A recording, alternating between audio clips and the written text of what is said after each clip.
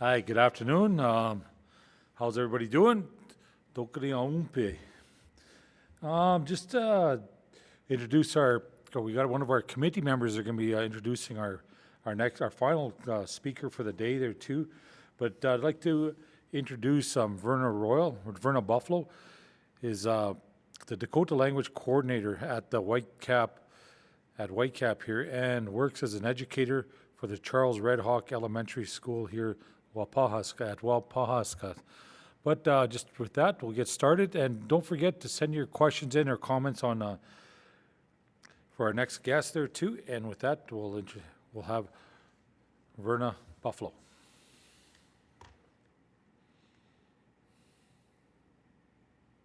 Welcome back, everyone.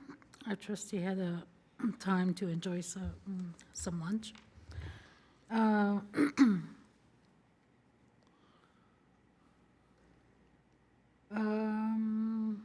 Dr. Craig Howe is the founder and director of the Center for American Indian Research and Native Studies. He also earned a PhD in architecture and anthropology from the University of Michigan.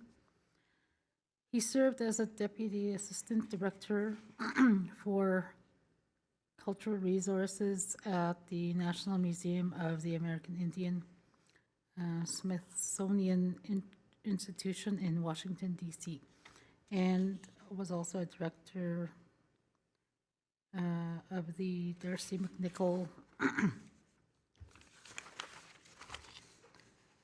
Center for American Indian History at the Newberry Library in Chicago.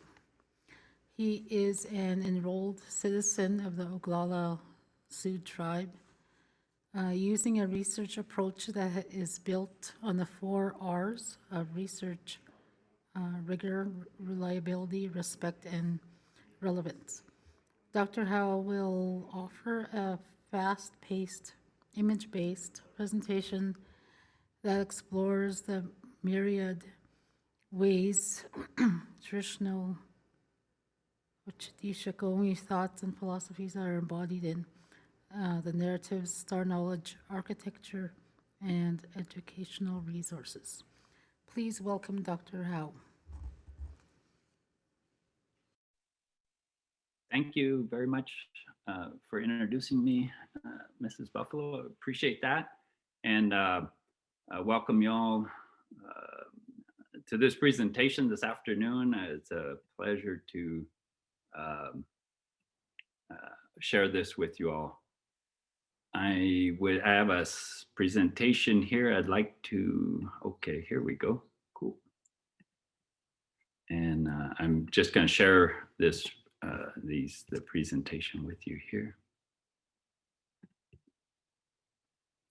Okay, so I've been invited to speak about these foundational understandings, Occhitishakoin foundational understandings, and so I really appreciate this opportunity to do this, and I hope there's feedback, and I welcome the feedback based on what you see and hear here today. As was just mentioned, the way we do things at the Center for American Indian Research and Native Studies is we follow these 4 R's, we call them. Now, a lot of people know about the 3 R's, reading, writing, and arithmetic, and I always laugh, well, it definitely isn't spelling, right? None of these are spelling. So this is based off of these 4 R's. They all start with the letter R, and we'll just go through each of them here. So the first one is called rigor. And rigor is the setting of high standards. Rigor is the setting of high standards and then assisting people in achieving them. It is understanding that the study of American Indian issues is an academic undertaking and is worthy of scholarly methods and critiques. Studying American Indian histories and cultures is not simplistic, nor is it childish. Approaches that stress that simplistic part of the childish part are demeaning and denigrating. So rigor is the opposite of anti-intellectualism. And this is something that works against American Indian studies, I think generally, is that most people uh, think that American Indian issues are easy to deal with. That if we've read a book or watched a movie, we are an expert. It can be an expert. Or if we have a friend or a relative who's American Indian, even better. You know, we can speak with authority. And these issues, that's a problem we see it with rigor, is that we have to have a high standard, and it's not. It should be based on this academic and scholarly work. We want to put American Indian Studies at the same level as any other academic subject. We think it's worthy of that, and we think it's necessary for us to treat it as such. So the second R is reliability, and this means that something can be trusted, that is based on evidence and research and is consistently of high quality. Reliable work is based on strategies that can be replicated and that draw on the best of educational and scholarly practices. Reliable work welcomes and encourages critical discussion regarding its policies and procedures, and it's the opposite of personal opinion. And this is one issue that we often fall into with American Indian Studies, is that we those of us who are American Indian, think that just because we're American Indian, we're authoritative. We can speak from our personal experiences, but that's different than speaking based on studying and learning and accountability in this kind of more objective universe. It's not to say personal opinion is wrong or bad. It's just saying in a scholarly, in an educational setting, though that type of personal opinions are not how it's guided. That someone can become a teacher and they can learn how to teach about, say, modern European history if they have no background to Europe. They can learn to do that through these what's called educational processes. Right? You learn, you study, you learn how to pedagogical methods of sharing that information. So this is reliability. It's not about me being a citizen of the Oglala Sioux tribe. It's about me having done a lot of work, and I hope to share some of this with you this afternoon. The third R is respect, and this is that all initiatives dealing with American Indians and Indian communities must not be antagonistic toward these traditional tribal perspectives and beliefs. These traditions are based on thousands of years of experience in what is now North America. Respectful work should do no harm to those traditions, and therefore we should do our due diligence so we don't inadvertently disrespect these traditions. And so the fourth R is relevance, and this means that work and resources are useful to American Indians and Indian communities today and into the future. And we really think this is a key. All these are key, but it's one thing to study past and stay in the past. It's another thing to study the past in order to inform and be useful to tribes and tribal citizens and communities today. Relevance means that the work and resources recognize, support, and promote tribal sovereignty. It means that studying American Indian histories and cultures resonates with students and adults and helps them develop skills that will assist them in school and in life. So this idea of relevance is that by studying Oceti-Sakowin history and culture, we're not doing something that's irrelevant. It's something that's really important. All right, so these are the 4 R's that underpin everything we do: the relevance, respect, reliability, and rigor. So these are the 4 R's that are going to frame everything that I'm going to speak about this afternoon. So it's one thing to have words like that, but if you have words like that, how are you going to implement or measure or somehow evaluate whether someone knows information? And what we think needs to be developed is something like an Oceti-Sakowin. Having a lot of fun with this presentation here. So we think we need some type of an assessment to judge who's knowledgeable and who isn't. We do this for every other academic field. So if someone's going to be a teacher about mathematics, they have to pass an assessment that demonstrates they know enough about math to teach it. There is no assessment that we're aware of that demonstrates that someone knows Oceti-Sakowin history and or culture.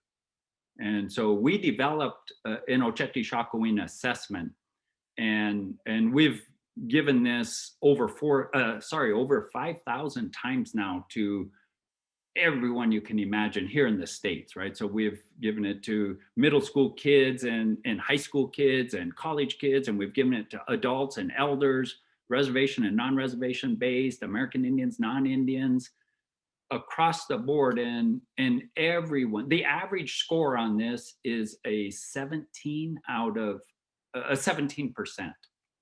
So what it demonstrates is that most of us are real ignorant about the basics of American Indian, Oceti-Sakowin history and culture. And I think this is key. We have to have a way to assess what's going on or what someone knows or what someone's speaking about so that we can judge whether, based on what's a baseline and has someone successfully learned content or not. So I think this is something that is just basic. It's a foundational aspect. We need assessment based on rigor and reliability related to Oceti-Sakowin history and culture. All right. So if we're going to talk about Oceti-Sakowin history and culture, we need to know who these Sioux people are, and that's going to get us to these Anishinaabe people. We have to start there because these are these people to the east of the Oceti-Sakowin Confederacy, these Anishinaabe people, and they had a nation to their east, and they called them the Nottoway, and these were their big enemies. And then to their west, the Oceti-Sakowin people, they called them Nottowesi, the little enemy. So the Anishinaabe are in the middle. To their east are the big enemies, the Nottoway, and to their west are the little enemies, the Nottowesi. Then these other people came along, the French, and they asked those Ojibways, who are those people to the west? And the Ojibways didn't say, well, these are the beautiful women and the handsome men and the deep thinkers and the great singers. They said, these are the little enemies. And so the French took that last syllable, see, and pluralize it to Sioux. And this is where that word comes from, Sioux. It's a French manipulation, or the linguists say a French bastardization of an Ojibwe word for enemy. The substitute for that, the direct substitute for that term is Oceti-Sakowin. And these are the 7 council fires. So that should be an automatic substitute if it's not a proper name. Like my tribe is the Oglala Sioux tribe. Well, until we all vote to change that, we still have to use that word Sioux. But otherwise, if we're referring to people or places, and we should be able to, we should substitute out Sioux for and replace it with Oceti-Sakowin. These Oceti-Sakowin Confederacy, there's 7, of course, that's Sakowin is 7. So there's 7 Oyates, but they didn't just appear, they came in an order. And these are the basics of the foundations of Oceti-Sakowin history. And the very first peoples were the Madewa-Kantowans. And they were the original, they're the first, there's just no doubt about that. The second Oyate were the Wahpe-Kutes. And so they're number 2, and in traditional Oceti-Sakowin philosophy, I guess, to your left is the second place of honor. If you're in the place of honor, to your left is your left hand or left-hand woman or left-hand man. And then in third place, third level of importance is your right-hand woman or right-hand man. Those in this case are the Wahpetowans. So we have the original Madewa-Kantowans, Wahpe-Kutes, Wahpetowans, in that order. So 1, 2, 3, and then the 4th were the Sisitowans. And then that completes the Dakotas. These first 4 Oyates of the Oceti-Sakowin Confederacy are Dakotas. And at that time, it wouldn't have been called the Oceti-Sakowin. It would have been called the Oceti-Dopa, right? It's the 4 council fires at this time. When did this happen? Long time ago. We don't have there's no way to date this. It's in a time frame I'll show you later. This would be happening a long time ago. Next, to join this Oceti-Dopa, the next Oyate to join it were the Ihanktoans. And soon after them, the Ihanktowanas. And these are the Nakotas, and they are the 5th and 6th. So at this point, we would have the Oceti-Sakpe, right? The 6 council fires. And again, we don't know when this was, but we know the sequence. Even though we don't know the date, we know the sequence of how this happened. And then finally, the last Oyate to join were the Titoans. And once they joined, then the Confederacy became the Oceti-Sakowin Confederacy, the 7 council fires. And last to join were the Titoans. They have their own history of how they originated, but they joined this confederacy, and we end up with the Oceti-Sakowin. What's represented there on your screen is a camp circle. The tradition, what we would call the original Oceti-Sakowin Hochoka, this camp circle with the Madewa Kantawans opposite the entry, and therefore in the place of honor, the Chakku. And to their left, directionally, this would be to the northwest, are the Wahpekutes, and then to the southwest are the Wahpetawans, and then to the north are the Sisitawans, and so forth, right? So this is the original Oceti-Sakowin Hochoka. Sometime later, again, we don't have dates on this. This happened before someone wrote down the number 1251 or something, right? We don't have a date. There was something happened in the Confederacy, and the ordering of that camp circle got shifted. And in that shifting, the last Oyate to join becomes the Oyate that assumes the Chakku, the place of honor in the camp, in the Oceti-Sakowin camp circle. So the Titoans now are in the west. They moved from the south to the west.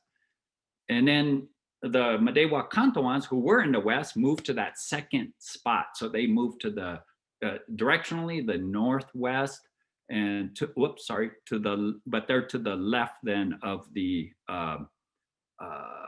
Titoans. And then again, you start at the west, you go to the left, then you go back to the right. So the Wahpekutes then go to the southwest, and then Wahpetawans are in the south in this new camp circle. And then the Sisitawans stay in their same position. So they're in the north, and then the Ihanktoans and Ihanktowanas stay in their, and their name is about being at the ends of the horn of the camp circle. So they stay in their they stay in their same positions in this camp circle.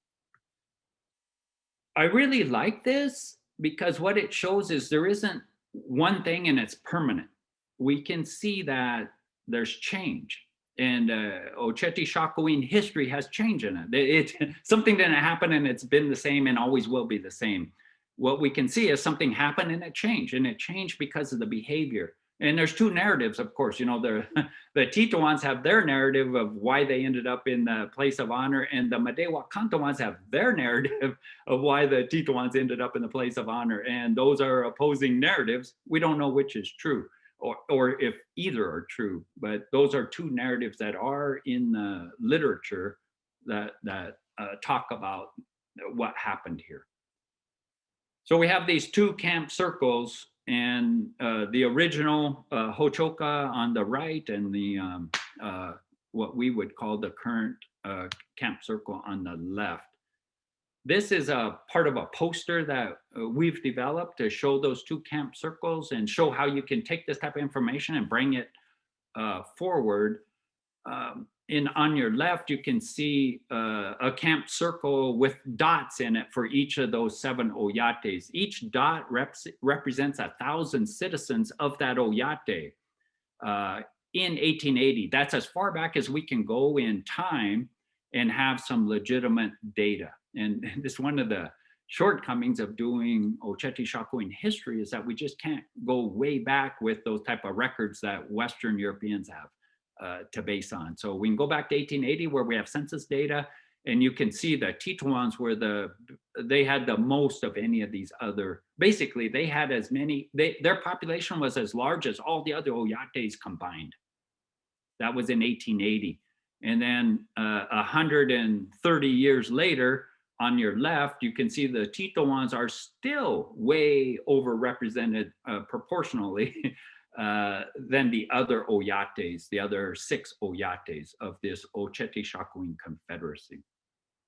So it's just one way to represent population overlaid to these traditional Oyates from the beginning of Oceti Sakowin time.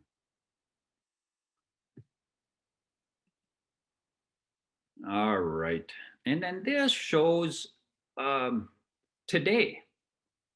These traditional Oyates are social groups. Today in the United States, we have what are called federally recognized tribes, and in Canada, what's called First Nations, right? And so these are them. There's 24 of these federally recognized tribes and First Nations that are these Oceti Sakowin. And in this diagram are the right here, these first 2 inner arcs are the federally recognized tribes in the United States. Over out here on the left, that arc are the recognized First Nations in Canada, Oceti Sakowin nations. So what we're trying to be clear about here is that these Oyates, these traditional Oyates become, the direct link is to contemporary First Nations and tribes. That's the link. We're going to look at the land link here next, but this is the social link, or these entities, these social units in the Oceti Sakowin Old World to these political units in the Oceti Sakowin New World today. Now, I wish I could ask if there's any questions, but I think I'll just keep going here. All right, and this is what we always want to do, is this, so it has this relevance. We can talk about the past, but then how does that apply? How do we need to demonstrate that it's relevant today? It's not just something in the past. All right. Now, talking about these political entities, then it gets to this idea what in the United States is called tribal sovereignty. And just to be fully disclosed, right? Our focus is on the United States, and particularly on Lakotas. So our grasp of Oceti Sakowin history and culture is weak, I'd say it that way, and of Canadian, of the Oceti Sakowin, say First Nations in Canada, very weak. So accept that or understand that as I'm presenting. So this is a painting, of course, of a treaty negotiation in the United States. And the key point of this is that we're trying to get to this idea of tribal sovereignty. And in the United States, that sovereignty, from the United States viewpoint, goes back to, especially to these 3 Supreme Court decisions called the Marshall Trilogy. And they're called Marshall Trilogy because the Supreme Court justice, the head justice at that time, his name was Marshall, John Marshall. And so the first of these was Johnson v. McIntosh in 1823. And this is where the Supreme Court determined that tribes have occupancy rights and can sell their land only to the federal government. Now, basically what they're saying is these tribes are equivalent to deers or buffaloes or bears or other animals, because those animals, they can live in this land, but they can't sell it or own it or pass it on to their descendants. They have the right to occupy it, but they're not owners. Basically, this is what the Supreme Court said tribes were. And if they wanted to alienate or sell their land in any way, they couldn't sell it to England or to France or to any other foreign nation. They couldn't sell it to any state or in the United States at that time, or to any individual. They could only sell their land to the United States of America. So the tribes were put in a position where they couldn't negotiate between different buyers, for instance. They could only alienate their land to the United States. So that was 1823. The second of these Marshall trilogies was Cherokee Nation v. Georgia. And this is where we get the famous phrasing about that tribes are these domestic dependent nations. Because the issue is, if tribes are foreign nations, which is the way the United States talks about them up until then the United States has no jurisdiction over them. They're foreign nations. They don't have any, the United States doesn't have jurisdiction over England or France or any other, or Japan. They don't have jurisdiction over foreign nations. So they had to come up with a phrase that positions these American Indian tribes to be under the jurisdiction of the United States, but still unique from the United States. So this is where we get these domestic dependent nations, and therefore the federal judiciary has power over them, can make these decisions, and Congress can make these decisions. So the third case is Worcester v. Georgia, and this is 1832, and this is pretty key. I guess all these are key, but this is the one that says tribes have original natural rights. I mean, what they're saying is these tribes have, what they said in the Supreme Court decision was these tribes have these rights that that are inherent, or they're part of the tribe before the United States was an idea. These tribes were here longer, and they were sovereign before the United States was here. And so sovereignty isn't something granted to tribes, it is something inherent in tribes. Now, tribes can give up some of their sovereignty, but they have to do that explicitly. If they haven't explicitly given up their sovereignty, that is supposed to be retained by these tribes. So this is this really key point that these are sovereign nations, and they were sovereign nations before the United States was here, and therefore this sovereignty isn't something given, quote unquote, given to tribes. It is something they have naturally. The second part of this decision in the United States was that state laws have no force in Indian country. And this is really key. And we just see states constantly trying to push back against this. States want jurisdiction over Indians and Indian lands, but more importantly, they want those lands. And we can see that here in South Dakota today, and it'll always be, I think. As long as there's Indian lands, these states like South Dakota will want this land. But the Supreme Court said these states have no jurisdiction on Indian lands, just like these states have no jurisdiction in Canada, for instance. It just can't do it. You know, this is this federal trust land owned by these sovereign nations, and therefore you states have no jurisdiction. So this is the basics of tribal sovereignty and the importance of tribes, or what in Canada would be called First Nations, right? And the quintessential example where we see this is in these treaties. And on your screen, you can see the original writing of the Fort Laramie Treaty, the 1868 Fort Laramie Treaty. And then in the little thing right in the middle, it's the typed up version of it. So you can see that a treaty with the Sioux and then the hyphen, then they name using the Lakota Oyate names. They say Brule or Sichankus, right? Oglalas, Minikanjus, Yanktonai, Hunkpapas, Blackfeet. They're using those traditional Oyate names to a large degree. The implication and the reality is then that these tribes they have treaty rights, they have reservation lands, and there's federal laws in the United States that control issues dealing with tribes. they are not, these tribes are not cultural groups, racial groups, ethnic groups, or minority groups. This is key, that those groups do not sign treaties with the United States. The United States will never sign a treaty with a cultural, racial, ethnic, or minority group. They won't. The United States is a nation and they sign treaties with nations. This is nation to nation. These are political entities. And that's the only entity in the at least on the United States side, that's ever going to negotiate treaties. And that can own lands basically as, although that's a little different, but basically this idea of these reservations being owned by the United States, but controlled by tribes and tribal citizens, there's no equivalent to cultural groups, racial groups, ethnic groups, or minority groups. And those things are called groups, and groups have members. Nations have citizens. And I think this is a key, again, and when we're talking about language, Lakota language itself is key.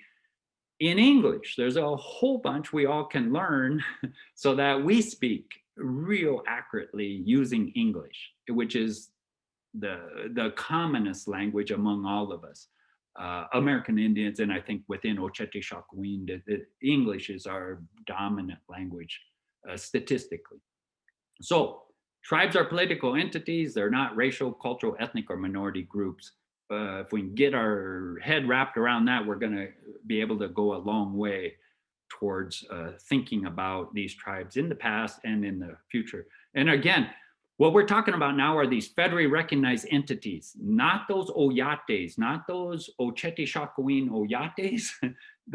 Those are not political entities. These political entities are these federally recognized tribes or First Nations. Those are the political entities. So what we can do is use our language in English to differentiate between these social units from traditional times and these political entities from current times. In the United States since 1935, basically, since the Indian Reorganization Act, we have these political entities with constitutions. All right. And because these are political entities, when a tribe has an issue, they go to the federal government, right? They go to Washington, D.C. They don't go to the state governments. They go directly to Washington, D.C. This is a picture of 1888. And you might note way over here is Sitting Bull. And these are a lot of leaders here. These are these leaders at this time. There were no federally recognized tribes. These were these Oyates, leaders of Oyates, in this case, Lakota Oyates. But they went to Washington, D.C. because they had grievances. Similarly, we can see that France sends their men, at that time, all men, to Washington, D.C. if they want to talk to the United States. This is where things happen, Washington, D.C., not at the state or province level. And then we can use that idea of this idea of negotiating treaties to look at land now. So we can use these negotiated instruments called treaties to get to the issue of land. This is a map of basically right in the middle is South Dakota. These are the state outlines in the United States for these plains states. And the earliest treaty signed by any of the Oceti Sakowin Oyates was 1851. July 23rd, 1851, the Dakotas signed this treaty, huge amount of land in this 1851 treaty. The second Oceti Sakowin Oyate treaty that touches on, so I'm just showing you here treaty lands that touch on the state of South Dakota. They would need to be expanded if we're going to look at treaty lands in Minnesota, North Dakota, Montana, and so forth, right? That's a different project. What we're focusing on here is South Dakota and every Oceti Sakowin every treaty that touches on current South Dakota lands. So the earliest was this 1851 with Dakotas. The next was the 1851 later that year, 17th of September, Lakotas, the 1851 Fort Laramie Treaty. And you can see a larger area of land. The next treaty that dealt with land that is now South Dakota didn't exist yet, right? But just so we understand that the next treaty that touched on what would later become South Dakota lands was a Pawnee treaty with Pawnees, and it just barely came into South Dakota. You can see just that little bit right here, right? It just barely came into South Dakota. Then that's 1857, 24th of September, 1857. Then in 1858, there's this treaty with the Poncas, and anyway, it's a small treaty here, relatively small compared to these other treaties up to that point. And then later in 1858, we get the key Dakota Treaty, 19th of April, 1858.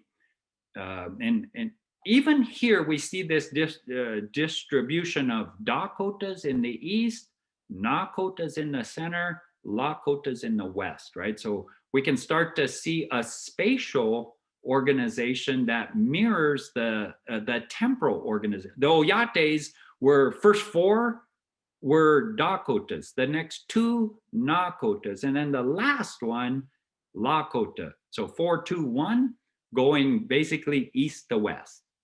The way the treaties are spatialized, we can see it in the land. All right, so the next one after that was the 1867 Dakota Treaty, 16 February. And then the last treaty is the 1868 Fort Laramie Treaty with Lakotas that complete all of what is now South Dakota, all the land that is within the boundaries that is now South Dakota. This also includes all of the treaties that Lakota that were ratified by the Senate in the United States dealing with Lakotas, which is just 2, the 1851 Fort Laramie Treaty and the 1868 Fort Laramie Treaty. All right.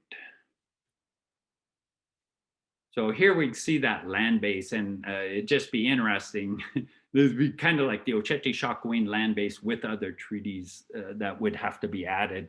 But you can see this land base is huge.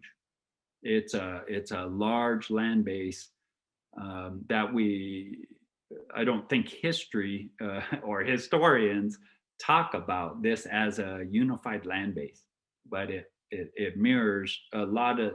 It's way short of going far enough east, but it starts to give a suggestion of this territory of the Confederacy, of this Oceti-Sakowin Confederacy. And that's what we use this word Confederacy as this umbrella organization within which there are 3 divisions, and those divisions have these traditional Oyates.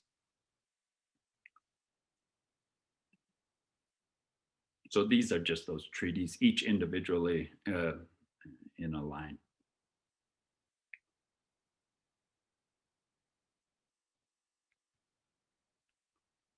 So when we're talking about land, it's important to have a little bit of background on this concept of land, or the idea of land at least. And this is, a typical, what we call map of the world, but it's a really limited map of the world. It leaves off a lot of the world, but to Europeans, this was the world, right? There was a old world and a new world. And a lot of our language is based on a European perspective.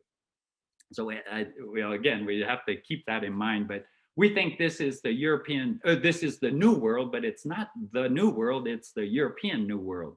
And it wasn't, the Europeans didn't understand this land base as it's shown in this diagram. This was what the European New World looked like, around 983. They had no idea there was a new world. It was just blank over here. Then by 1513, this is what the European New World looked like, just some islands. They had no idea how big of a land base this was and all the peoples that were out here. By 1611, this was a European New World. And again, very limited and along the shores. Why? Because that's how they're getting here. They're getting in boats and coming over here from their homes to this new world, and it taking them a long time to to explore this new land base, new to them, old to American Indians. Then by 1615, they're making big inroads. They, meaning the Europeans, are making big inroads into understanding and mapping this new continent. And by 1797, they basically got it all mapped. There's this area in the plains out here that hadn't been mapped yet. And then after Lewis and Clark go through by 1807, basically this new world is mapped out. So Europeans didn't know there was this new world, and they couldn't describe this new world very accurately until 220 years ago.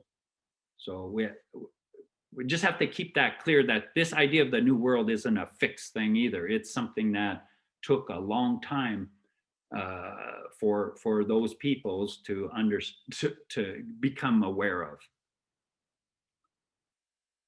So if the Europeans get a new world and an old world, I always say, to be fair, there should be an American Indian new world and old world. A lot of what we're just trying to do is be consistent. Whatever we do or other people do, be consistent. Don't differentiate or discriminate against American Indians or Oceti-Sakowin peoples, right? So be consistent. There's a European New World and a European Old World. There should be an American Indian New World and American Indian Old World. And this is what we think the American Indian Old World looks like, or could have looked like. And a lot of people can't quite decipher that, so we can spin it around here. This is the American Indian Old World. No one European knew their old world. No one American Indian knew this old world. But collectively, American Indians have known this world for at least 50,000 years. So we have these American Indians knowing this world, Europeans being unaware of it. But this is the American Indian Old World. Then this idea of the American Indian New World, and you probably can guess, but it's going to look like this at the same scale. These are the lands, these are basically these reservation and reserve lands today.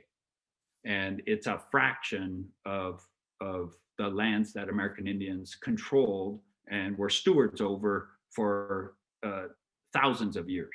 So it's this big loss in a short amount of time. That's basically a 200-year time period from the right to the left. It's a very short time window of drastic changes.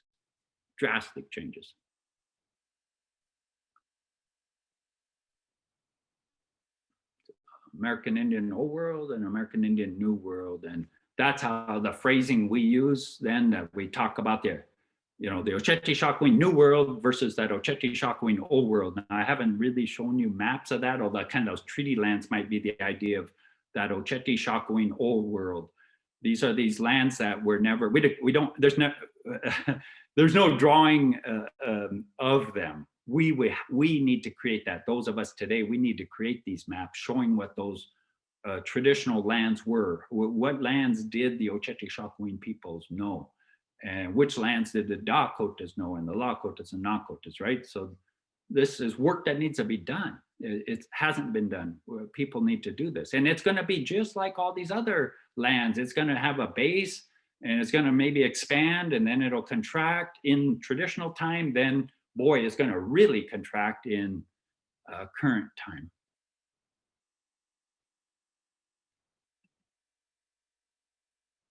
So speaking of current time, this is a map of Oceti-Sakowin lands now. And so again, you can see the states and these provinces on this map. And if we want to look at we'll go in the same order: Dakota, Nakota, Lakota. So the Dakota, and it should, and again, I apologize that the term reservation is a US term. I know the term is reserves in Canada. In some places I've done this, and other places I haven't. This was, I just didn't change it here, so sorry. Here are the Medewa Kantowan lands today in the United States and in Canada. So you can see mostly on the east as we're looking at that spatially. Then if we look at the Wahpekute lands, the Wahpetawan lands, and then finally the Sisitawan lands. So those are the those Dakota lands by Oyate. And then we have the, here you can see them. So these are the collectively, these are the Dakota land bases today, reservations and reserves, Canada and United States.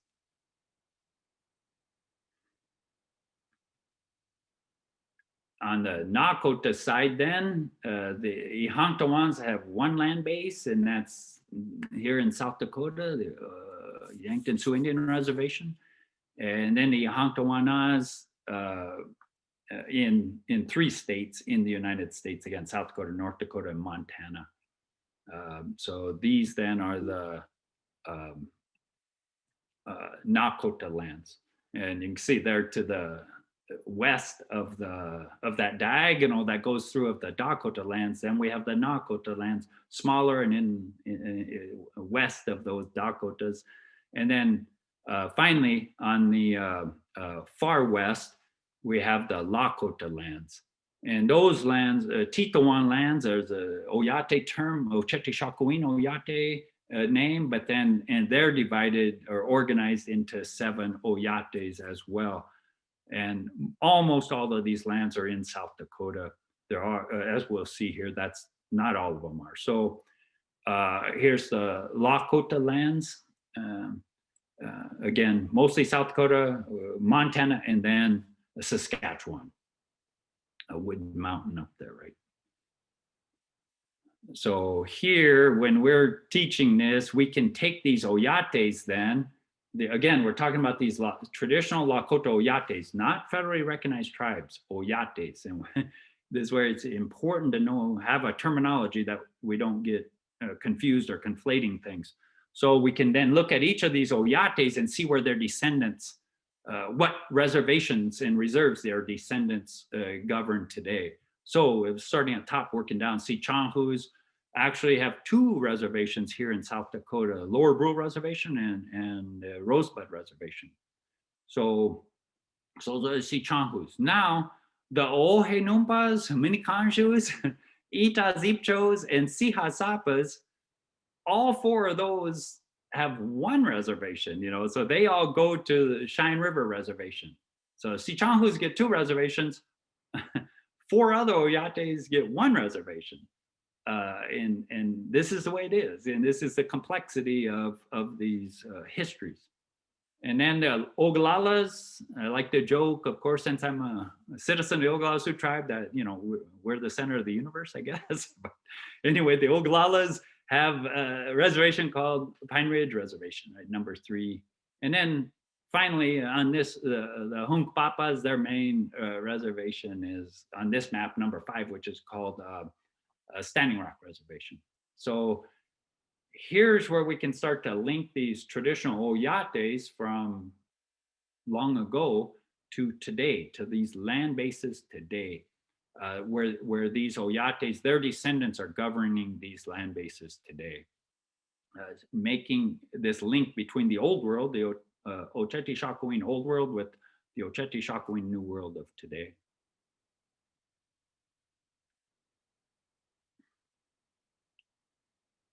So the Lakota lands. So then here you can see at the top, I did something with trying to get that reserve and reservations into there.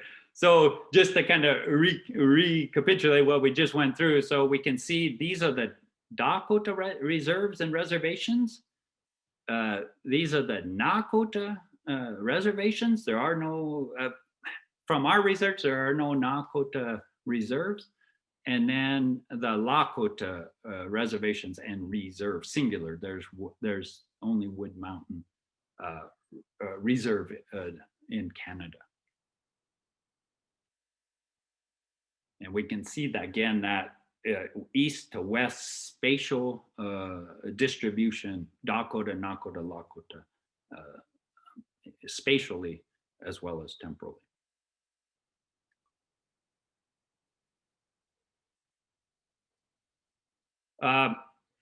I think then there's just a few things before our break that I'd like to uh, propose as far as language. And by language, I mean English, how we speak about these entities that we've just covered here. So um, first is the idea of S and apostrophe. And we can see this, the common way to speak, and when we read history books or anything, is that the Lakota bought this land, the Dakota owned that land, the Nakota do this, and so forth, right? It's that singular, Lakota or Nakota or Dakota. But why don't we have this S? If we're gonna have a singular, it should be this Lakota or that Lakota did that, right? We can identify that single person. Otherwise, we need an S. 7 Lakotas bought this land. This is the way English is done.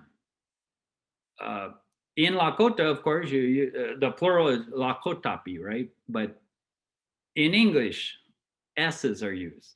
And we're writing in English, we're speaking in English. We give plurals to everything else, almost everything else. Bugs and wasps and deer. Deer is one that we, the deer, and is that 1 or 12? We do. But anyway, all peoples, I know of no other people that we use a singular for other than American Indians. But even most beings, we use plurals. Meadowlarks and robins and so forth, right? We can just name off all these animals that we have plurals for. But when it comes to American Indians, singular. And maybe there's kind of a devious reason not to do it, because once you use the S, you can do an amazing thing with that apostrophe, right? You can show possession. So you can say that Lakota's land is deeded land. You can't do that apostrophe for possession unless you have an S. So it's a real clever way for people who don't want to talk about Indians, American Indians owning things, to refuse to pluralize. You have to use the S to get that possession. Again, we're talking English rules here, where you can use the apostrophe to show possession. And then you can even go further in an amazing angle. You can show collective possession, right? You can move the apostrophe to the end, and then you can say these Lakota's land is trust land, right? You can show collective possession. Again, these are things that cannot be done in writing or even in speaking if we don't use the S. So we stress this as one of these things that people say, what can I do to help? Well, start to speak correctly. And by correctly, I mean uniformly. We talk about the Germans, right? We pluralize them. We can talk about the Canadians. We'll pluralize them. We can talk about the Americans or the South Dakotans. We pluralize all of them and everyone else. But we don't pluralize often the American Indian tribes and tribal peoples. So I think this is something that needs to be done to be speaking proper English. And it's also philosophically proper that these people be recognized as plurals, and therefore we can speak and write with a possessive. The next thing that as far as language that I propose would be this idea of in versus on. And I don't, and here I can only speak on the United States side. I'm not sure what phrasing is used in Canada, but on the US side, this idea of in versus on, we are real consistent in using on when we're talking about reservations. And so I just want to point out something. If I'm going to speak in English, I could say I live in Canada. I could say I live in the United States. I could say I live in Saskatchewan. And I could say I live in South Dakota. I live in Saskatoon. I live in Washington, D.C., right? We can go right down what we use that word in, that preposition in for lands. But we'll say all the time, I live on the Pine Ridge Reservation. I'm going to spend the day on Standing Rock Reservation. And why do we do that? Why is it on versus in when it comes to Indian lands? And I don't know why, but one idea is like if you have on, you have something here, you can go like that, right? It's temporary. It's not, it doesn't have the permanence that in has. So on, I'm on a horse. Yes, I'm on that horse now, but that horse is mobile and I'll get off that horse at some time. But even when we say a car, we're in a car, we're in a plane. So anyway, it's just this fascinating thing where when we're dealing with Indian land, we're on it. But when we're dealing with other land that is, what do you call, governed by an entity, a political entity, we say in. So I think we should start to use in whenever we're referring to Indian lands of any type, especially our reserves and reservations. We're in these reserves, we're in these reservations, we live in them, and we can speak of them with using the same prepositions as we can with the non-Indian lands. And then there's I think just one more or a couple more points here as far as language to consider is these tribes are political entities. And as we've said before, political entities, those are nations. Tribes are nations. First Nations are, by their name, nations. Nations have citizens. Nations don't have, I'm not an enrolled member of the United States, right? I'm an enrolled member of the Oglala Sioux tribe, but that's improper speaking. The Oglala Sioux tribe is equivalent to the United States. So therefore, I'm a citizen of the Oglala Sioux tribe. I'm a citizen of the United States. I have dual citizenship.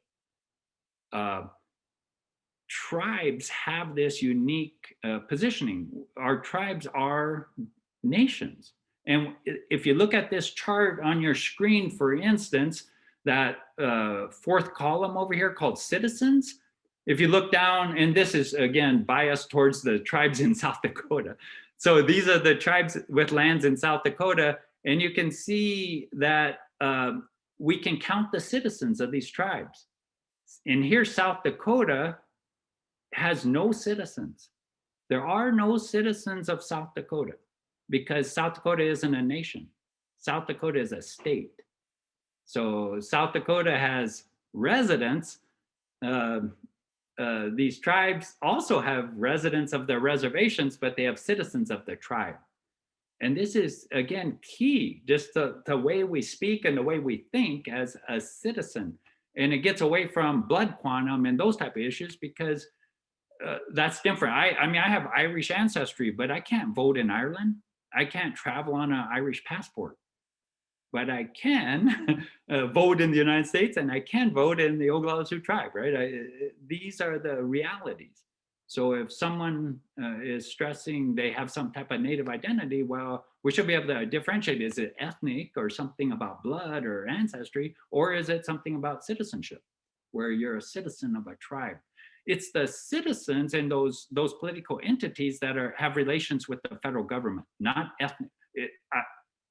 If we get rid of these tribes, which that happened in the United States, right? In the 1950s, a period called termination. If these tribes are terminated, then these American Indians are no longer citizens of a tribe. It doesn't exist. So then they become ethnic or minority or racial or cultural group. They become Indians and therefore they fall under one of those group categories. They're no longer a nation. So I just think it's really critical that we be clear in our terminology and how we speak about these issues. All right. Okay. the last thing before we break, this is a map of South Dakota, and it has 9 stars in it. And those stars, if you know the geography, you might be like, what the heck are those stars for? Well, those stars show where the capitals of these nations are, right? Nations have capitals. Corporations and businesses and military has agencies or headquarters. But that's the terminology that's used when it comes to Indian tribes and Indian reservations, is that these are agencies or headquarters, but we should call them capitals. That's just the term that's used worldwide in English, where the administrative offices are for the political entities that govern a land base, a nation. We call those capitals, and therefore these should be called capitals. Pine Ridge should be the capital of this reservation. Eagle Butte should be the capital of Cheyenne River Reservation. Fort Yates is the capital of Standing Rock Reservation, right? This is that terminology to reinforce that these are nations and not something less than a nation. Even states have capitals. South Dakota has a capital called Pierre. So we've already seen just now that tribes have a status in the United States higher than states. States don't sign treaties with the United States. Never have, never will. States are down here, they're not a nation. Tribes are up here because they are nations. And therefore we should keep reinforcing that through how we speak about tribes in English. We have to learn to use those terms that reinforce these are these political entities with capitals and citizens. All right, I think that's where I was for this this first part of the talk. So I'm not sure how, this is where I'd like to take a break, or if we have time for questions, I'd be happy to try to answer some questions before break. Just there was a few comments on there too. Just I think one comment that I noticed was that part of it, including the Dakota nations, like Chegakin or Shonete, even the Stoney people out in Morley, those type of things in the map too, the Ocheti, Shikoy, and contemporary times too. So okay, just as a cool. note. There's people up here. I guess that's of the Yes. of the Ocheti Shikoy too. We'll take a break right now. Just some good stuff going on.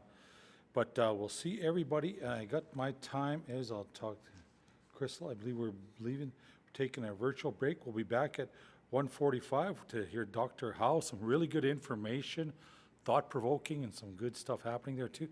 But we'll get that rolling, and that'll be our final part. Then we'll be taking on our flags, and that the process with that, and we'll be done here for this year for the 3rd edition of the Revitalizing Our Languages with the Ocheti Shikoy. And so with that, we'll see you guys at 1:40. Grab some coffee, water, stretch your legs, move around, and we'll see you then. Thank you, Dr. Howe, and we'll see you in a bit. Bringing back our guest today, Dr. Craig Howe, he's from the Ogadada Lakota Nation too, so we'd like to thank him for coming back and helping us out here too. Some really good stuff on the Ocheti Shikoy and some of the good stuff that not only we should learn and relearn, but pass on to other people, but good research, and that's what's all need for all of us to get back what we're supposed to be having anyways too. But with that, Dr. Craig Howe, just it's all yours. Hokahe. All right.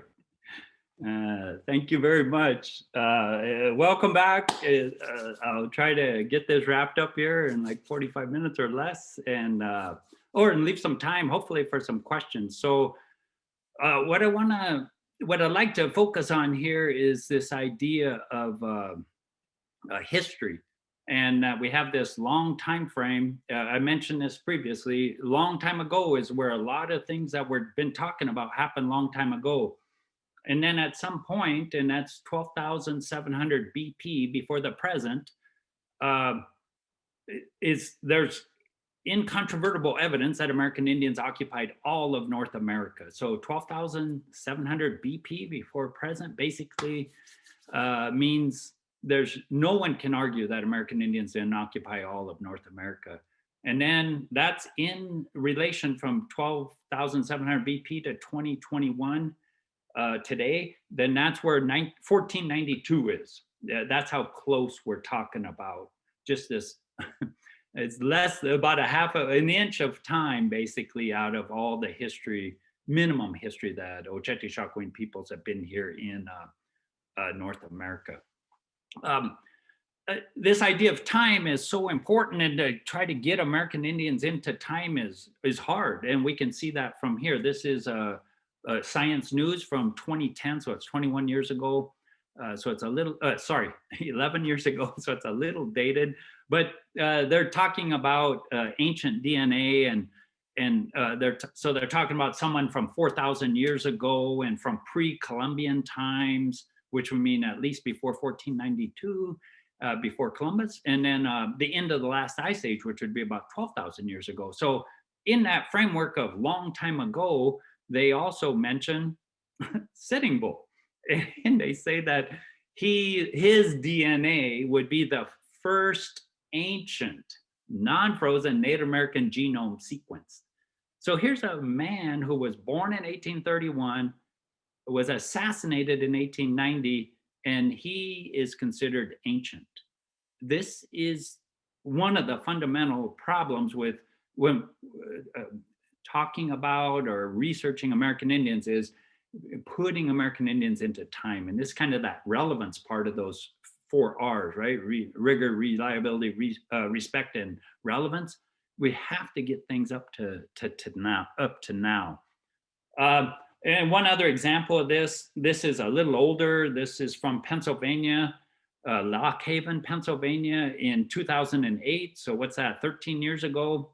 And I always like to joke that it's on February 14th. And of course, I'm on the internet doing research, you know, but anyway, they found this, some human remains. The first sentence says, they found these human remains in the coroner, his name was Scott Sayers, studied them and determined they were American Indians. His examination suggested they were between 100 and 700 years old. Now, just stop and think about this. This is in 2008. So the coroner, after looking at these remains, he can say they're American Indians, but he can't differentiate whether they're from 1908, that's 100 years ago, 1908 or 1308. That's the range from 100 to 700 years ago. That sounds incompetent to me, but he's the coroner. And he says, you know, there's actually 2 sets, a juvenile under the age of 20. So he can tell that these human remains are, one set is younger than 20, but he can't tell if it was from 1908 or 1308. But he can tell that, that those are from a prehistoric burial. So my grandparents, both of my grandparents on my maternal side are prehistoric by this.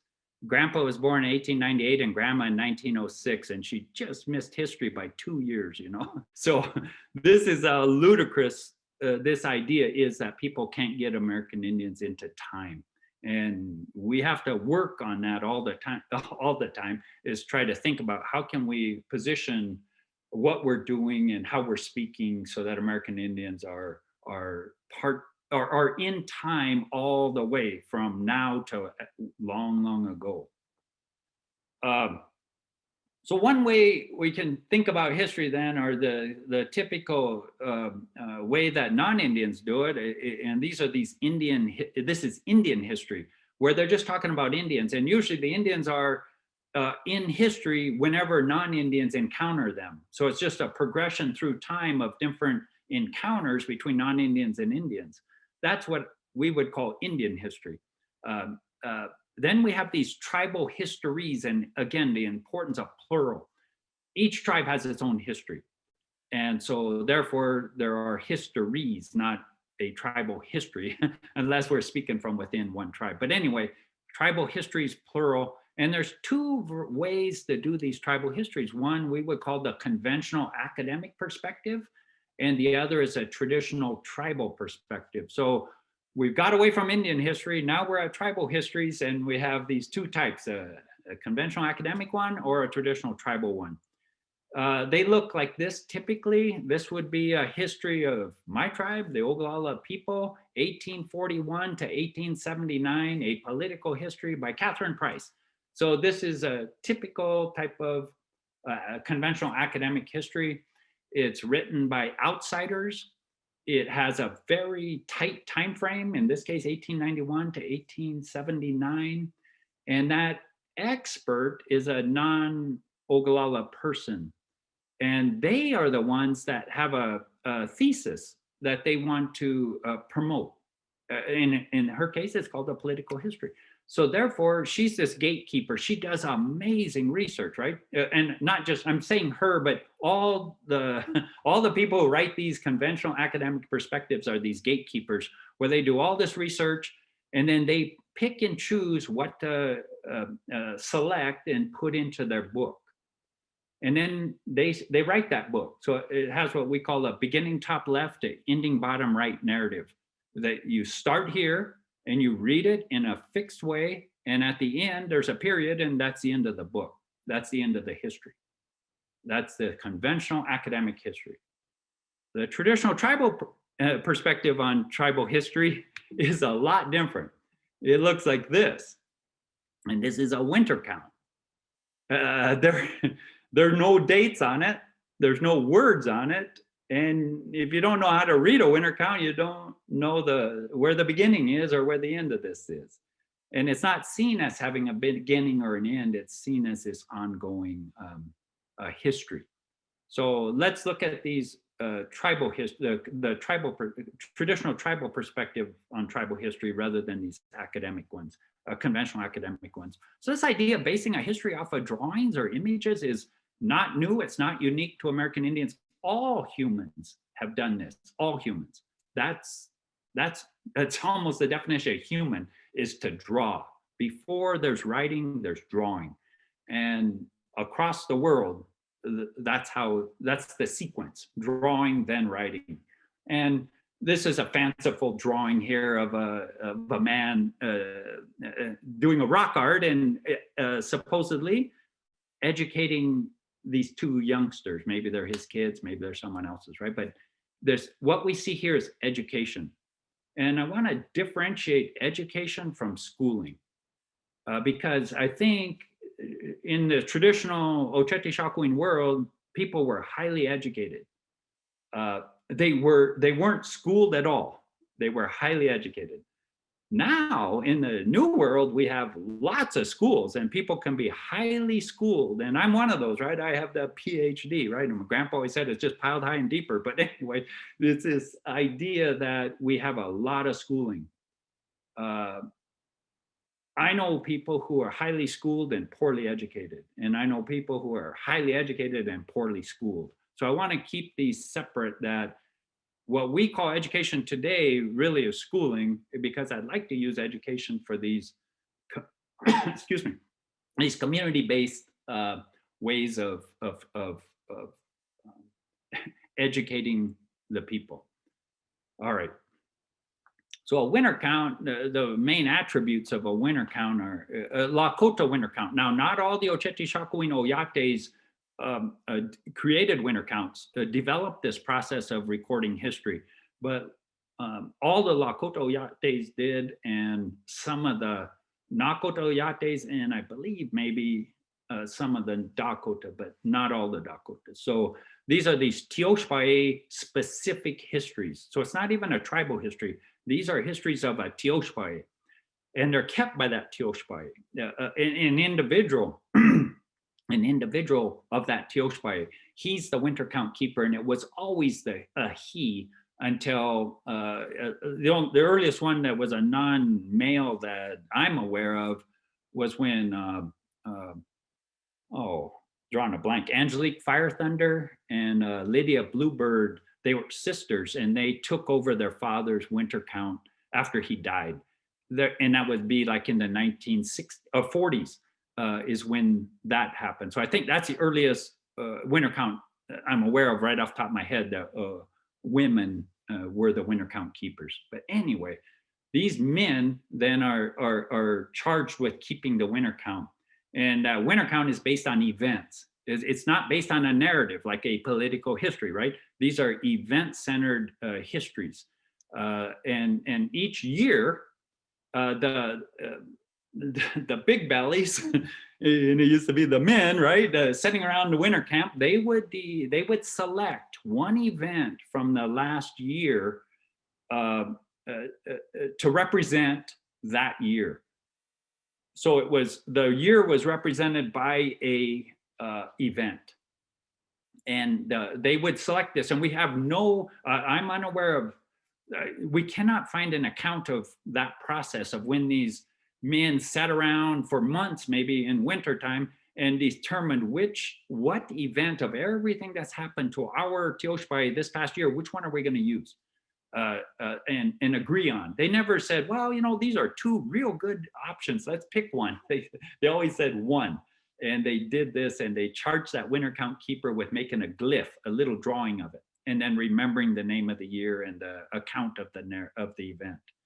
So what we have are winter counts, histories that are based on the values and beliefs of that Teoshpai. The goal of a academic academic history is that it is impersonal, it's objective, and we're not bringing in our personal beliefs or values. So diametrically opposed when we get to winter counts versus these conventional academic perspectives of tribal histories. All right, so this is the Swift Dog winter count that you're seeing on your screen, and then it actually starts up here in the top left corner, and it spirals in until it ends right here.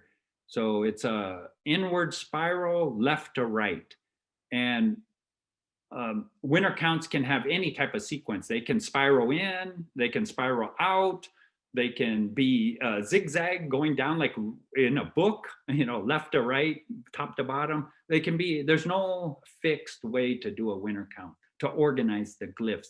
That winter count keeper determined that. This was his creativity being expressed. He determined it. It isn't a rule. It's just his way. Okay, so I thought maybe we could look at this winter count and look at a few of the glyphs and see if we could kind of link some history to this winter count. So the first glyph I would choose is, since I was asked to talk a little bit about, excuse me, a little bit about star knowledge, is this glyph. It's called Wichachpi Okichamana.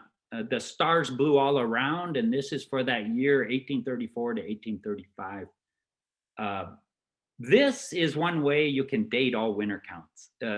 Because could you imagine you have a winter count and you have another one? How do you know they align? Because one Teoshpai would remember one event, another Teoshpai would record another event. So you wouldn't know how to align them so they're the same year. Well, the way that works every time is to find the event for that Leonid meteor showers, and that was the night of November 12th and 13th of 1833. This is a event that we know. We meaning, so all people know this. It's in histories. So on that night there was an amazing meteor shower, and that meteor shower happens every year, but it's not that amazing. But in 1833, it was just a remarkably bright meteor shower. And so every Lakota winter count has that as the event for that year, 1833, 1834. So, I mean, it's kind of interesting that these winter counts are about events that the Teoshpai experience. So any event that happens on the earth are going to be unique to the Teoshpais. But an event that happens in the sky, like a comet or eclipse or a meteor shower, those can be seen by all the Teoshpais, and therefore that has a good chance to be in a winter count. And all the winter counts that have a glyph like of a comet, it's dated to the date of like Halley's Comet or whatever comet is, that we can find it in history as accurate.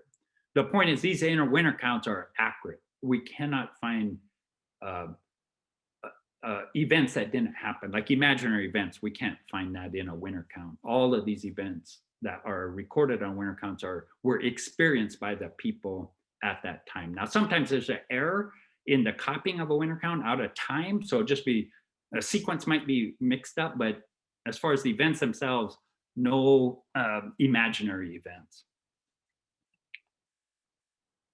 When we're talking about stars, the first thing that comes to mind a lot of times is Mato Tipila, this amazing landmark. I'm pointing over here to Wyoming, but anyway, this is amazing landmark in Lakota. It's called Mato Tipila, and it's one of a series of important landmarks in Lakota cosmology. And just to reiterate, so we have this as a base to continue forward. Lakota belief, traditional belief, is that ancestors of Lakotas came from the underworld through a cave in the Black Hills. Didn't even exist at that time. They came through a cave and then organized themselves as Lakotas with the help of two people from the underworld who had been banished up here, the old man and the old woman, Wazia and Kanka. So they organized themselves, and they had this great race around that cave, and all the thumping of all the animals that ran that race caused the Black Hills to rise up. And when those rose up, it's kind of like Mount St. Helens. It blew up and buried all of those racers and killed them all. So the race never ended, but all of them were killed. And that's why we can find all these amazing, what do you call, prehistoric, I don't know what the right word to use is, these skeletal remains from these amazing animals. We can find them in the fossil record in the Black Hills. In and around the Black Hills. And still today, there's that red earth all the way around the Black Hills, and that's from the blood of all those animals that were trampled and stampeded, that were the slow ones. The fast ones just killed them. Anyway, that's this landscape, and it has these four directions that were established by those four brothers, establishing the west first, then the south, and the east, and west first, then the north, then the east, and the south, right? So this is this ordered universe, ordered by Lakota narratives that are part of history from a tribal perspective, but not from a conventional academic perspective. At that place called Mato Tipila now, that is where this amazing event happened, where a Lakota spirit saved 7 girls. Wichakwe Hinkapaya saved these girls from being killed by a whole bunch of bears, giant bears that were trying to kill them. His mother was a Lakota woman, Tapun Shanwi, and his father was a star. And his father, his mother, Wichakwe Hinkpaya's mother had fallen to earth, but he had miraculously been born. And then after he got to be like a teenager, he wanted to go back and live with his father's people. He was a star, that his father. And when his father seen that his wife had died, the narrative says he just walked off a little ways and sat down, and he's never moved. And that star that never moves is the North Star, so that's the father of Wichakwe Hinkpaya. And this landmark is what almost always reminds people, I think, of that relationship between Lakotas and the stars, based on Wichakwe Hinkpaya saving these 7 Lakota girls. Now, this landmark again is called Mato Tipila in Lakota, and there's around 20 some tribes that have this landmark in their histories. And even in English, it's known as Bear Lodge. The very first English people, which was around 1870s, that seen that landmark, they called it, and that's what this map is here. You can see they named it Bear Lodge, which is Mato Tipila. But for some reason, that place is known today as Devil's Tower. And it's kind of something you can just count on. Anytime you see a place referred to as Satan or devil, it's probably a sacred site to American Indians, to some American Indian tribe. This is the way naming is used to demean these traditional American Indian perspectives. So that's just an attitude I use. It's going to be a sacred site to some tribe. It's my job is to try to find it, right? Rather than, I wonder how they ever got the name Devil's Tower, right? Well, it's to demean these people.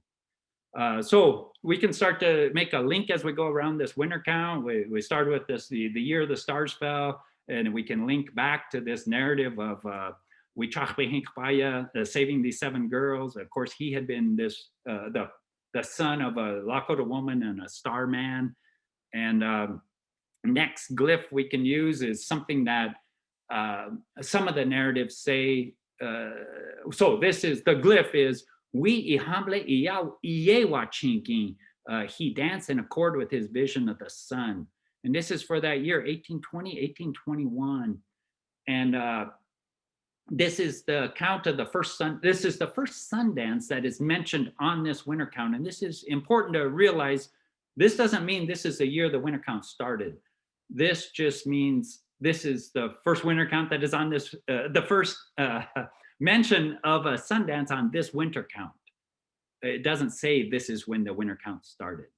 So this Sundance, according to Black Elk, happened at Matotipila, near Matotipila. And sometimes I wonder if that's why that town over there is called Sundance, right? Sundance, Wyoming is near Matotipila, and it just seems that this is why it was named there. There was a Sundance there. The Sundance, is tied to this glyph, and this is a winter count glyph by,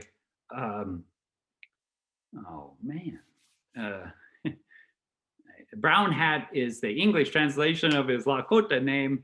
I can't think of his anglicized name. I can't think of it right now. It'll come to me maybe here. But this is a drawing he did. And this is a zoom in of that drawing. And you can see a lodge, a camp circle, a hochoka opposite the entry. The entry is at the bottom. There's a gap in these teepees.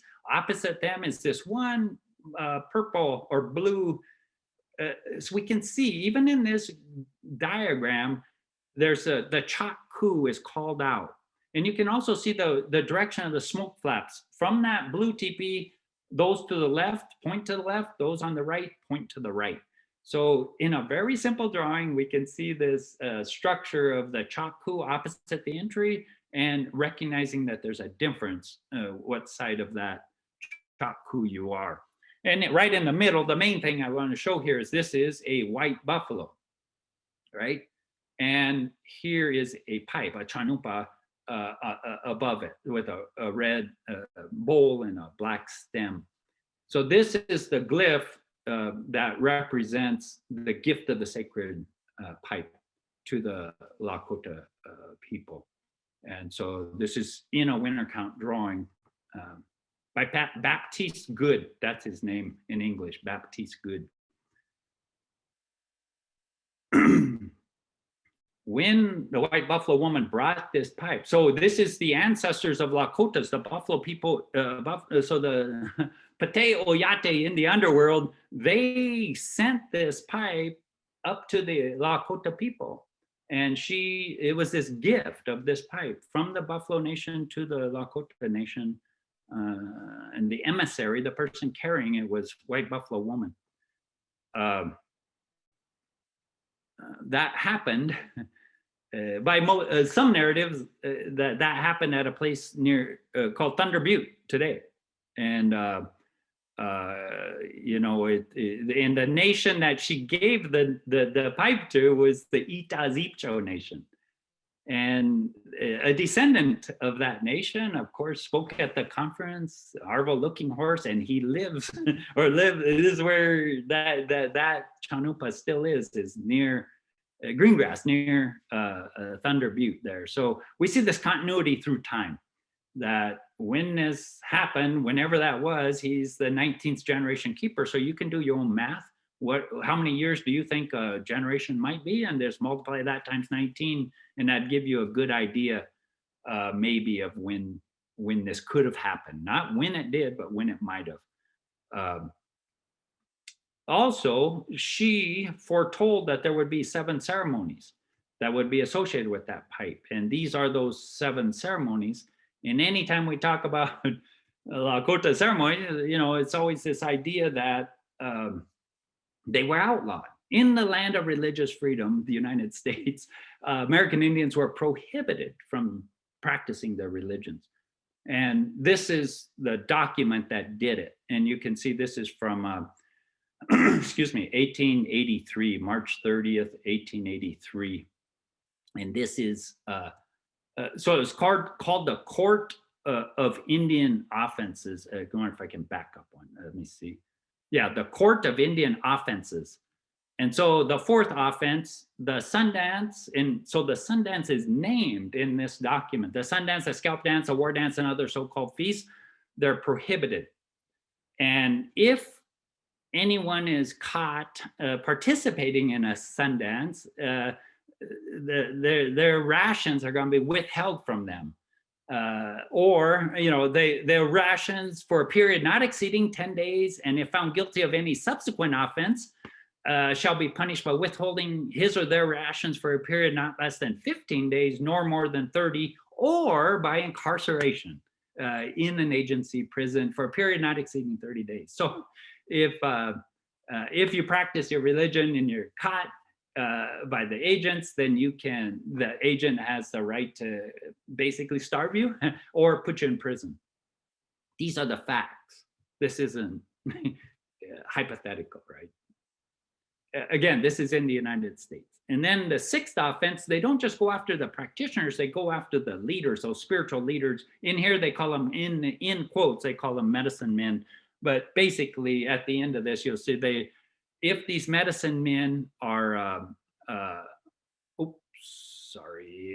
if these medicine men are convicted, they can be confined to the agency prison for a term of not less than 10 days, or until such time as they shall produce evidence satisfactory to the court and approve that the agent that they will forever abandon their practices, right? So these are the facts in the United States of how the United States dealt with Indian religions, and the pressures that were put on tribal traditions. At the same time, the land was being lost, at the same time as kids were being sent to boarding schools. All these attacks on tribal sovereignty were all simultaneously going on. It was a tough time, but the people survived. And so that's how we can look at this idea of that glyph by Baptiste Good showing the white buffalo calf woman bringing the pipe. Speaking of white buffaloes, this is another glyph. The title of it is Patopi Pate San Juan O. So Patopi killed a white buffalo, and this was for that year, 1858, 1859. To see a white buffalo was an amazing occurrence, and there's good evidence in the historical record of the lengths that individuals would go to acquire a white buffalo robe. And we can even glean that from the importance on this winter count of this named man killing this white buffalo. Now, within 15 years of this point, non-Indians would basically have slaughtered all the buffaloes in the northern plains. So it's again just this really short time period where Lakotas and their close relatives, Pate, Oyate, that are just under duress from these immigrants coming from other places. And then this idea of death, and most winter counts, when you get towards the end of these winter counts, it's sad. So we have here, Wisapat A, so Black Moon died, this 1888, 1889. And Black Moon is, again, the great thing about these winter counts is we can, these are all real events, so we can find them in history. Once we get into Western history where it's written down, we can find these and collaborate and prove that these are true events, that they actually happen. And this is one where it's neat. The Black Moon, of course, was a close relative with Sitting Bull, and went to Canada with Sitting Bull in 1876. And he, unfortunately, we haven't been able to find the name of his wife, so we don't know her, but these are using sociological symbols. So a triangle represents a man and a circle represents a woman. So the equal sign equals marriage. So Black Moon, this man who died in 1889 was married to a woman, and they had 2 kids, a son named Black Moon and a daughter named Mary. And she, and I'm just counting on some people straightening me out if my genealogy is wrong here. Mary married Thomas Aspen, a Canadian, and he died in 1906. But before he died, they had these 4 kids, 3 girls and a baby who died as a baby in 1893. Now, those 3 girls, Alice, Annie, and Katie, I think we have found them in the census for Standing Rock.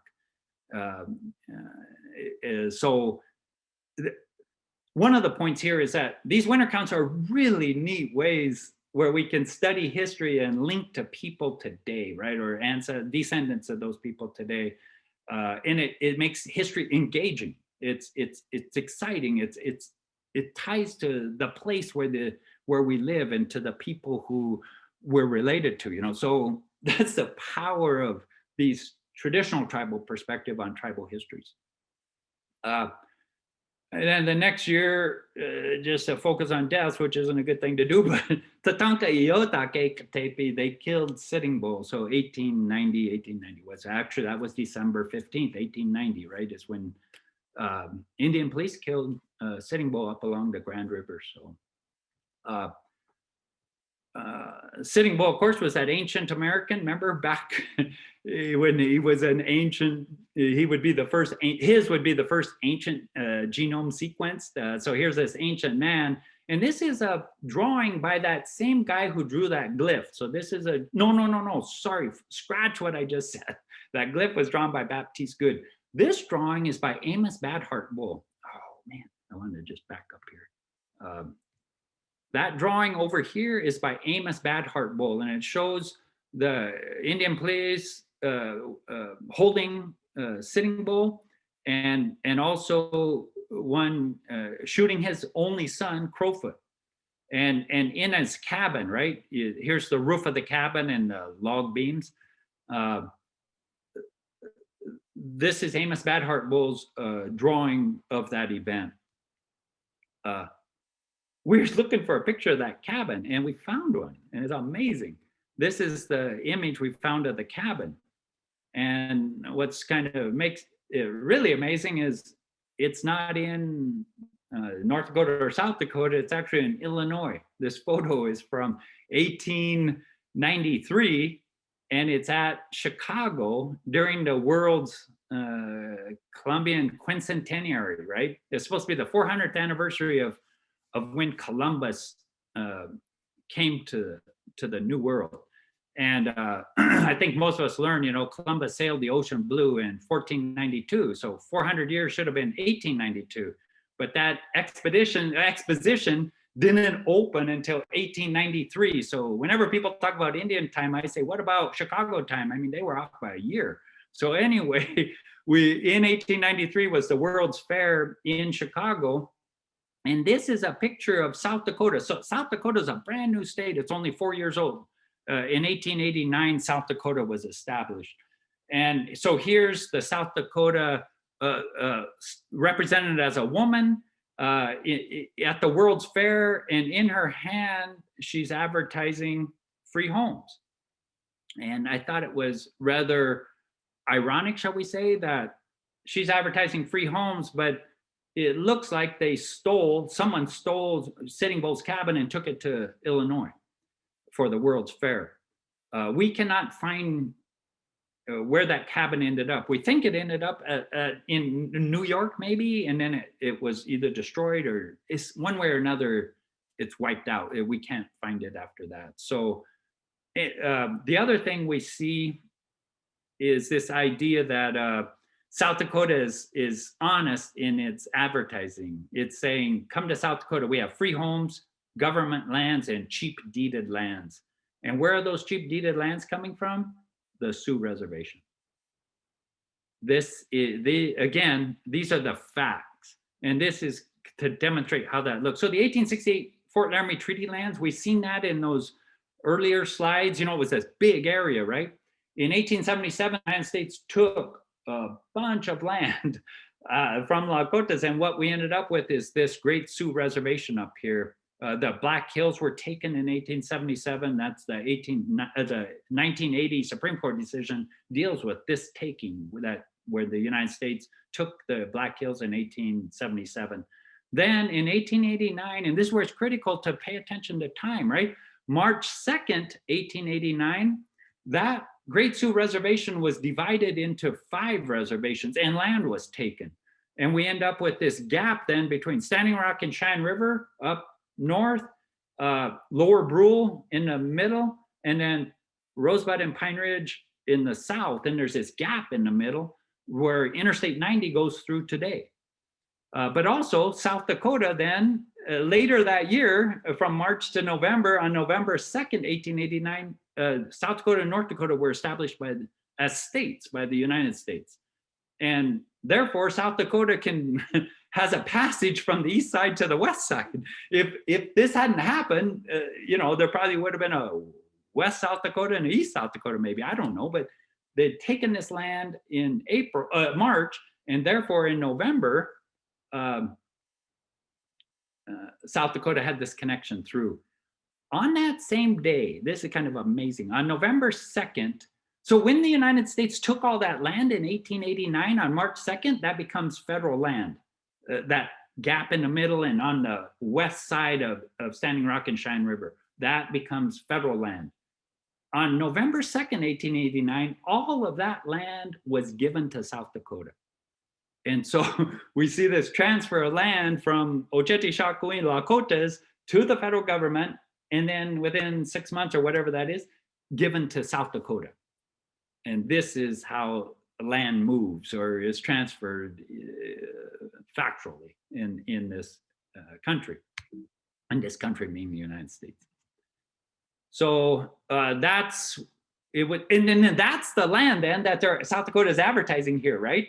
This is this cheap deeded land that's from the Sioux Reservation. They're then using that land that they acquired as a gift from the United States that had taken it from the Lakotas. Then they're going to give it or sell it real cheap to non-Indians, immigrants, to move out here. So this is the settling of South Dakota. And I think it's kind of a microcosm for the West. Okay, so that's a Sitting Bull. And then when we get to this idea of, say in this case, Black Moon and Sitting Bull dying, then we get back to star knowledge a little bit. So that's a glyph of the Big Dipper, right? So these 7 stars that are arranged, as we all can see in the northern sky, the Big Dipper. And those 4 stars that are the bowl of the Dipper are in some traditional constructions, those represent 4 horses or 4 men carrying a spirit. When someone dies, then that spirit goes to that Big Dipper, and these 4 horses or 4 men carry that spirit to the Milky Way. And it's like we can see this idea. This is a drawing of Lewis and Clark. So this is 1804, when Lewis and Clark was coming up the Missouri River. These are Lakotas carried Lewis and Clark, each one individually, from the shore to their camp to feast them and to honor them and to feed them. And they record that this is how they were carried. They did it in such a way that their feet didn't touch the earth. They stepped from the boat onto a buffalo robe or a robe of some type, and then they were carried to the camp to be fed. So we see that there. We also see it later. Father de Schmidt describes being brought into a camp. I think this was Standing Rock Camp. Same way. As he's approaching, the scouts see him and they come out, and then they place him on a robe and they carry him in. So this is what we see as in tradition. We can see that tradition in history. We can see that Lakotas did this with honored people who they were showing respect to. And when a Lakota person dies, then these are those equivalent to that. These 4 mounted like horsemen, or maybe they're on foot, but they're carrying that spirit to the Milky Way. We did a little book on Lakota star knowledge. It's called Tender Reverence is what it's called. And you can see here this diagram. This shows kind of the Lakota country night sky, right? You can see on a day, right? Stars don't stay the same way. They rotate, and certain stars are visible at certain times of the year and others are not. So you have to date things. So on 19th of February at 7:48 p.m. Mountain Standard Time, this is what the stars in the sky would look like. And the key constellations or star clusters are here. This is the Big Dipper and the Little Dipper. And there's this one star, a constellation that's called Matotipila. It's the very same name as that landmark over in Wyoming, Matotipila. This is the only constellation that has the same name as a landmark on Earth. So we have this 1-to-1 correlation between a constellation and a landmark. And it's the only one we know of where there's just no doubt this is the same name, and it's called Matotipila. If we look in at the Wichakiuhapi, this Big Dipper, that North Star, the father of Wichakpihankpaya, that's the North Star, which is the end of the handle of the Little Dipper. And in Lakota, sometimes that's man, I can't think of the word for the term for the north, Wazia, I can't think of his name, but then it's also Wichakpi Owanjila, that star that just sits in one place, right? But there's this other term meaning that man, that Wazia, the North Star, Wichakpi or Wazia, Wichakpi maybe. Then we have the Big Dipper over on the left, and you can see how you find that North Star is by the 2 stars at the bottom of the Dipper, or the side of that Dipper. Draw a straight line, you'll intersect the North Star. So that's how, what we're trying to show is how you can look up in the sky and find these based on Lakota narratives and connections rather than Western astronomy. Not to say one is better than the other, but just say there's multiple ways to do these things. And this is the idea of Matotipila, that constellation that in the rest of the world is known as Gemini, the twins. In Lakota, it's called Matotipila, and this constellation is also the same as the landmark. It has the same name as this landmark over here called Matotipila. All right, so that's kind of just a quick example, I think, of how we can look at winter counts and use them to go just about anywhere. Winter count keepers were these creative individuals that could just start from a glyph and go anywhere. You don't start at the beginning and talk to the end. They can do whatever they want situationally. Something might be going on in their Teoshpai or even their family right then, and they can make this links and see how the past relates to what's going on today. So it's meaningful, it's relevant to the people today, these things that happened long ago. Wow. I think I'm out of time. Am I not? Is my clock right? No, it's good stuff there. Thank you very much. Here, just to back you up. A lot of research, I guess, too. Just I guess a Well, I was based on the Chetishikomi, but then a lot of Lakota history there too. One question and comment there too, just how is it for winter counts? Because like when you do the robes when they're made, but it's every area will have in the Chetishikomi will have a little bit of a different history. And how is your research and what have you found out there so far? Or is there's more need to be done? Yeah, I think there's a lot could be done, and I think could be done, because I think these are core educational documents that we can use now to educate. And so our research is based on what's published.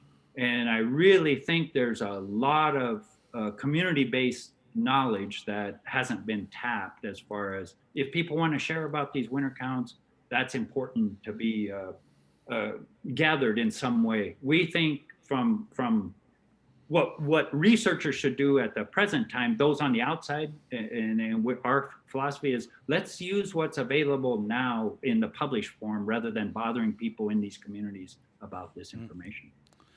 Another one thing on research, I guess, there's a lot of research has to be done, but a lot of contact was made by other groups, such as like there's we heard one of our speakers talk about the Italian, some of the Italian history into the Chetishikomi, but we also have when we're up here in Canada, we hear a lot from when the Shahi or the Cree people came down the Churchill River. There was Dakotas living on at the time, and some of their names of the communities are Grandfather Shu, Mushumpatak.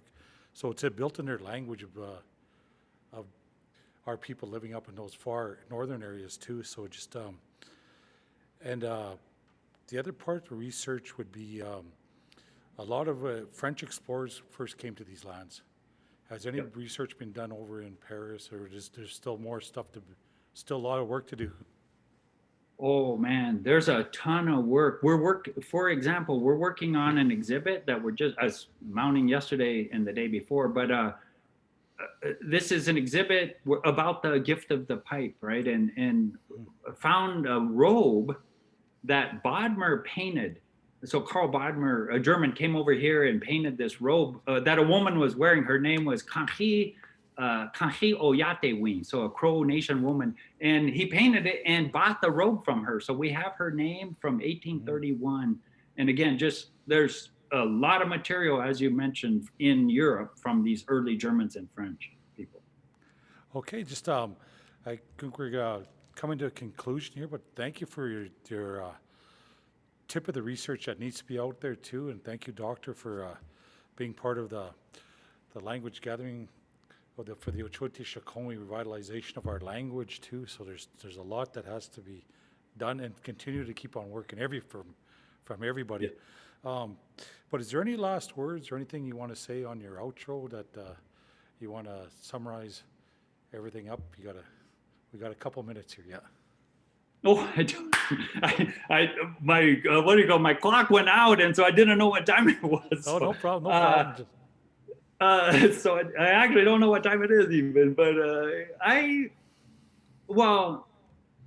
feel so honored to be able to present. There's extremely knowledgeable people in the United States and in Canada that are far better positioned to talk about these things than I am. But I'm honored to have been asked, and what we are doing is trying to follow those 4 R's. And I guess I'd stress that respect one, that when we're doing research, we need to not denigrate these traditions. We have to try to incorporate them in a respectful way. So thanks to Whitecap Dakota First Nation for inviting me and for hosting this conference. I really appreciate it. And thank you, Mr. Standing, for being the MC here.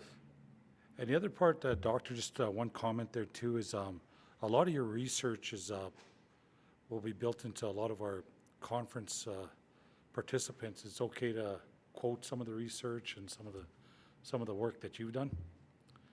But yeah, everything that I said correctly, but all the wrong things, blame someone else. But I think, yes, absolutely, you can quote it, and if there's any issues, you can.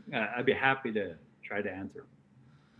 Okay, Padame Apidod, thank you very much for being part of the conference here too. So we're going to be moving on there, but a real honor to meet you and look forward to seeing you in person someplace, somewhere down the road there too. And thank you for That'd being be part of great. our conference. Okay, thank you all.